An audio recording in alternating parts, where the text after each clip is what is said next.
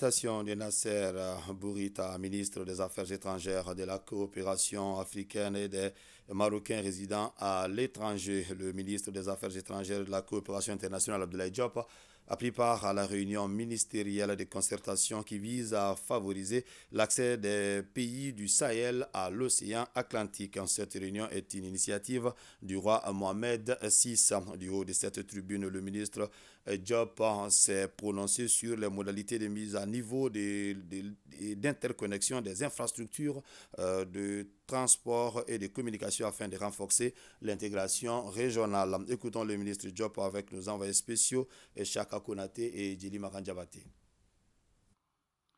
Le Mali se reconnaît parfaitement dans l'initiative de Sa Majesté le roi Mohamed VI en faveur des États du Sahel, annoncée lors du discours prononcé le 6 novembre 2023 à l'occasion du 48e anniversaire de la Marche verte.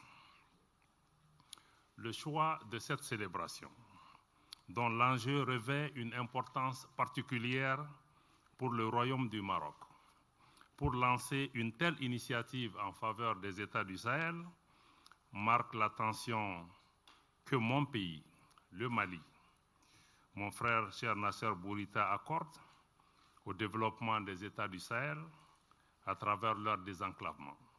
Offrir de l'eau, c'est offrir la vie. Le Maroc a choisi d'offrir la mer à des États enclavés. Pour un État comme le Mali, vaste de plus de 1 million de carrés et entouré par 7 voisins, cette offre représente une opportunité sur bien d'aspects.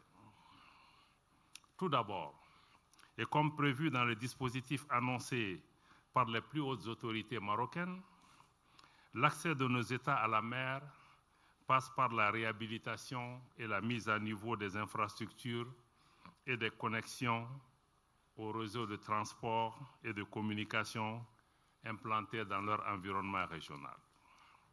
Ce désenclavement permettra de dynamiser les échanges, tant au niveau intra-africain qu'avec le reste du monde, toute chose qui aura un impact sur nos économies, notamment en permettant de mieux écouler nos produits, de mieux participer au commerce mondial et ainsi d'améliorer la balance commerciale de nos États.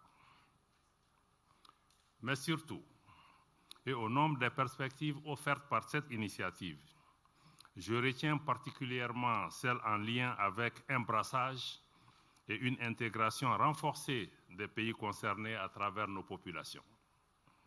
Je crois utile d'insister sur cet aspect, car je sais qu'au centre de nos décisions, et conformément à la vision de son Excellence le colonel Assimi Goïta, président de la transition, chef de l'État, l'impact positif sur le bien-être de nos populations occupe et occupera une place centrale et prioritaire pour tous nos États.